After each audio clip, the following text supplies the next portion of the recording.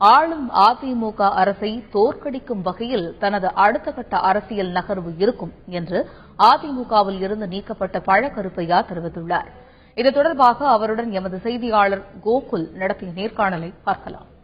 இப்ப அதிமுகவிலிருந்து நீக்கப்பட்ட பின்பு சட்டமன்ற உறுப்பினர் பதவியை ராஜினாமா பண்ணீங்க. அடுத்த கட்டமா உங்களுடைய அரசியல் நடவடிக்கை, எதிர்கால நடவடிக்கை எப்படி இருக்கு? ஒருமுனை திட்டம்தான்.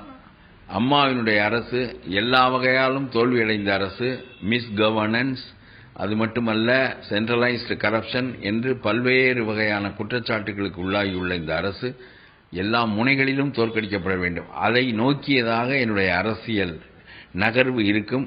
அதை ஒட்டியவர்களோடு சேர்ந்து பணியாற்றுகின்ற நிலைதான் இருக்க முடியுமே தவிர வேறு வகையாக அது இருக்க முடியாது. அரசு அதிகாரிகள் மீது ஒரு லஞ்ச வழக்கு பதிவு செய்ய வேண்டும் என்றால் அரசிடம் அனுமதி வாங்க வேண்டும் என்ற ஒரு அரசாணை பிறப்பிக்கப்பட்டிருக்கு. இந்த அரசாணையை பற்றி உங்களுடைய கருத்து என்ன? லோக் ஆயுக்தா சட்டத்தை எல்லா மாநிலங்களிலும் கொண்டு வந்திருக்கிறார்கள். கேரளா முதலமைச்சரை ஒரு ஊழல் குற்றச்சாட்டின் பேரில் லோக் ஆயுக்தாவினுடைய தலைவர் 3.5 மணி நேரம் தனியாக வைத்து விசாரிக்கிறார். இத்தகைய நிலைகளெல்லாம் கர்நாடகாவிலே, கேரளாவிலே இருக்கின்ற போது தமிழ்நாட்டில் மட்டும் அந்த சட்டம் ஏன் கொண்டு வரப்படவில்லை?